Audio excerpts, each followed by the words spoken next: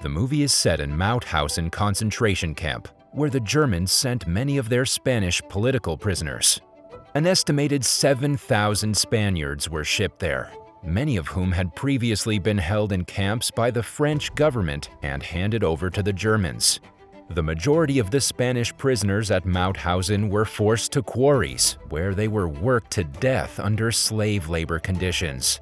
But a few fortunate ones were given administrative jobs.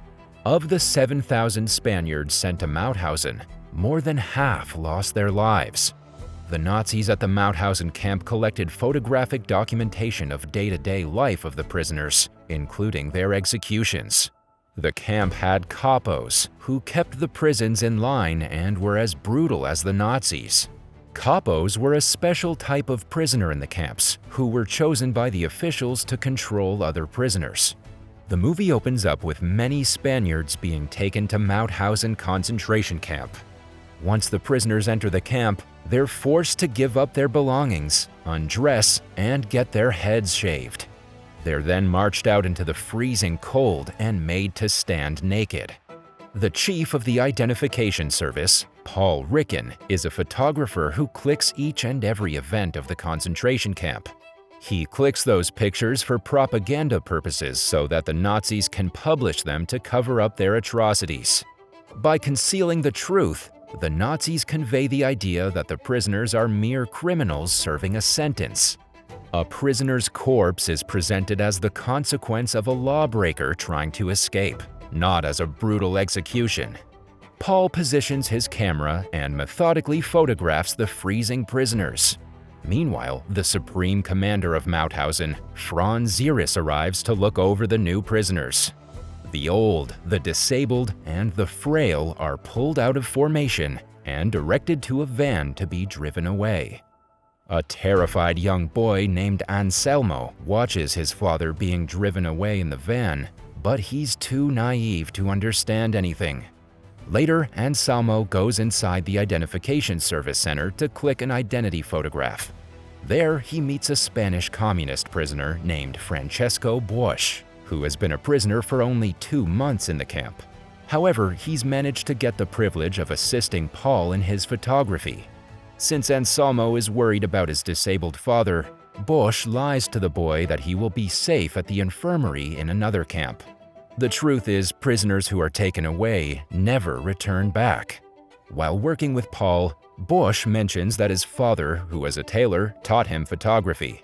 Paul, who's impressed by Bosch's photography skills, suggests he play with lights and make pictures more appealing.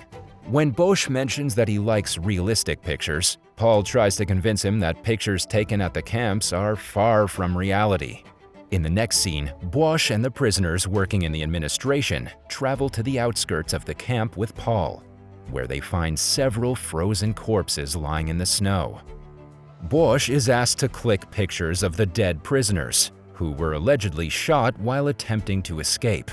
As Bosch sets up the camera lights and positions their bodies, he whispers to Fonesco, another prisoner who oversees the photo lab identification services. It turns out that these men were simply executed and then dumped in the snow. The sole purpose of this photo shoot is to again create a record that no one escapes Mauthausen. As Bosch takes the photographs, he sees a corpse that looks exactly like Anselmo's father. Back in the camp, Bosch finds out that Anselmo's father identification number and the number in the corpse's photograph don't match. Realizing that the boy's father is still alive, Bosch goes to the political office of the camp and asks Fonesco about it. The latter panics and claims it's a minor mistake. Meanwhile, the Supreme Commander, Franz, arrives and orders Fonesco to fill in the death certificates of the escapees and write a condolence letter to their families. As soon as Franz leaves, Fonesco takes Bosch to a corner and tells him that his curiosity will cause trouble for fellow communist prisoners. However, Bosch claims that inside the camp, he's only an ordinary prisoner. Then, Fonesco explains that he and his fellow communists changed the numbers of the prisoners to save as many lives as possible. They exchange the uniforms with the soon-to-be-executed ones, who are mostly ill and dying. Also, Finesco reveals that the prisoners are executed in several ways. They're killed using lethal gas, injections, animal attacks, cold showers in winter, and countless other heinous ways. But the worst of them is dying by exhaustion on the stairs of death.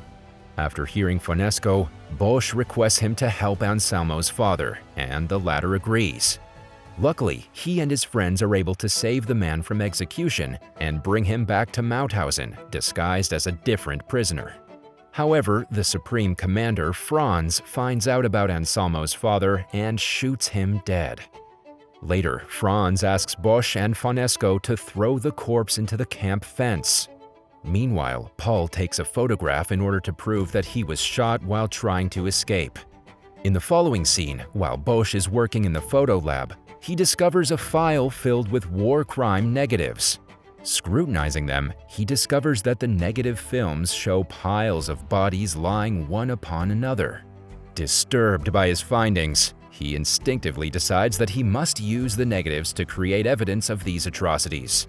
Hence, he begins to collect and hide the negatives in some secret areas. Following that, Bosch meets his fellow prisoners in the back of one of the barracks. They are secretly listening to a war broadcast on an amateur radio that's been stored under the barrack floorboards. From the news, they find out that the Germans will soon be defeated in the war. This excites the group, and they rejoice momentarily. Elsewhere, because of the massive losses, the Supreme Commander, Franz, has ordered the destruction of all negatives and prints in the photo lab. He knows that the devastating loss means the war is quickly turning against Germany. Meanwhile, Bosch reveals about the negatives he's found and hidden to his fellow communist prisoners. He also convinces more of his comrades to preserve the evidence so that they can reveal to the world about the atrocities and horrors in the Nazi camps.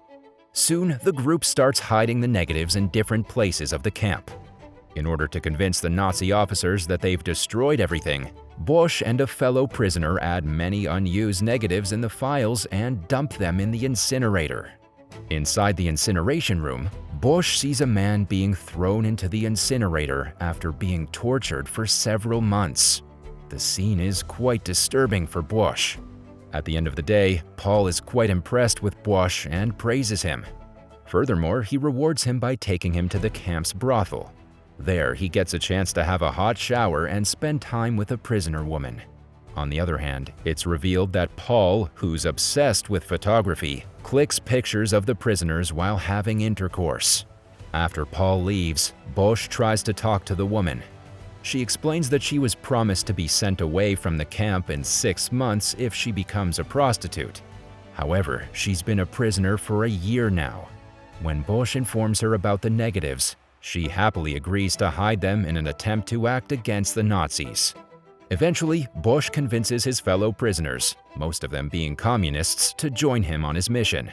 Soon, he gets help from several camp prisoners, distributing the negatives as widely as possible.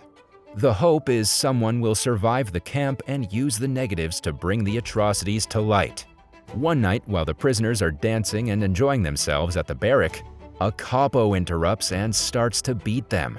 Fortunately, Bosch stops him, saying they're rehearsing for a play. The next day, Paul, who's been informed about the play, asks Bosch to perform the play for everyone, considering some entertainment is necessary in the camps. While they're talking, Bosch sees some prisoners being taken out of the camp. He learns that those prisoners are taken to the quarry on the outskirts by a businessman named Poschkascher. Paul claims that outside the camp, there's work and life is better.